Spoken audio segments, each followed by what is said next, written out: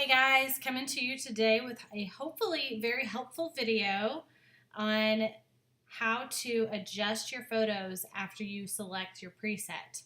One of the things that I'm asked most frequently is how to make adjustments after you set your preset on your photo. So basically, the whole point of a preset is to kind of get you started editing your photo and to make it a whole lot quicker to edit and be done with it. So it's basically your starting point. So every time when I open an image, the very first thing I do is scroll over, hit my presets, select the preset that I want, and hit the check mark.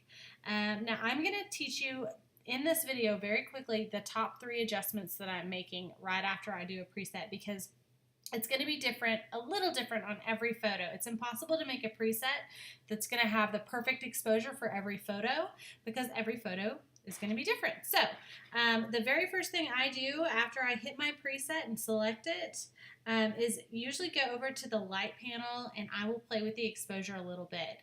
I'm going to look at their faces, mostly their little cheeks, if there's a person, and make sure that nothing is too bright.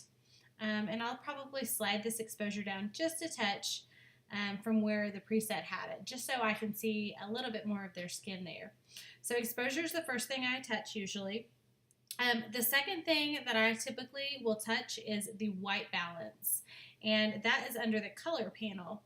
So the white balance is going to determine the tones in your image. So it's going to determine whether or not it has a cooler or a warmer temperature. When you slide this back and forth, you can see it changes the tone a bit. I'm actually quite pleased with where it's at right now. And then the tint is right below it, and it's going to control whether or not it's more on the red side like this or more on the green side like this. And for this particular image, I'm not going to adjust anything because I'm quite happy with it. The very last thing that I will go and touch is the mix right up here in the top right of the color panel. Now when you hit mix, that's when you can actually go in and adjust individual colors. And one of the things that's bothering me just a little bit in this photo is the fact that Lucy's shirt is so bright red. So I'm going to go ahead and make sure I'm on the red dot. As you can see, there's different dots at the top that control which color you're adjusting, and I'm going to go in and slide that down and take that red down just a bit. Can you see what just happened? Her shirt went from brighter to a little more pale, and now it's a little bit less distracting.